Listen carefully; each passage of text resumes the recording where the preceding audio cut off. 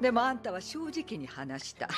国宝級の防具を手に入れるチャンスを放棄した。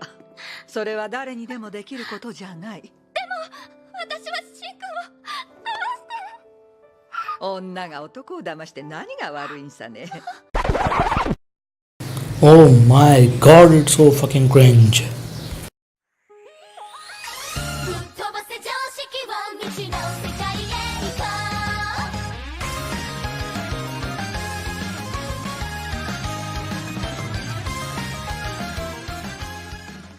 We have a lot of isekais over the years, and recently this genre is growing rapidly. Shows that follow the same pattern but with their own creativity. Konosuba went with comedy and nailed it.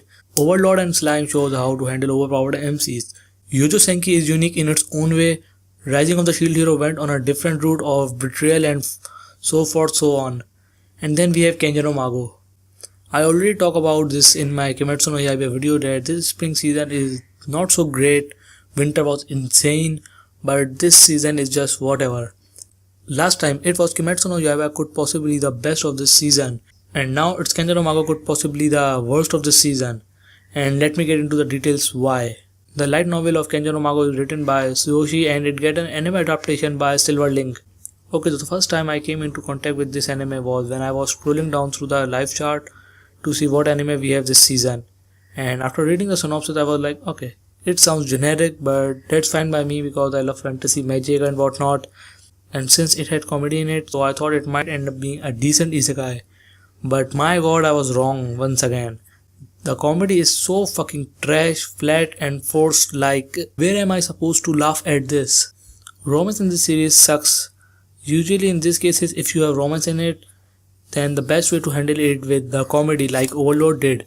But KENJA no MAGO has nothing like that. It's cringe, forced and one-dimensional, and there is no development in their relationship whatsoever, and it seems like there will be none, and Aqua 2.0 make it even worse.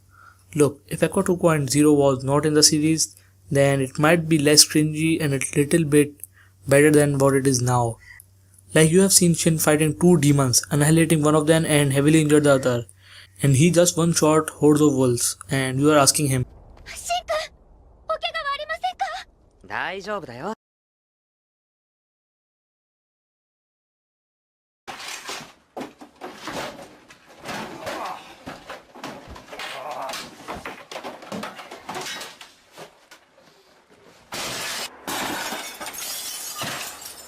The concept of reincarnation is something I always like if handled properly.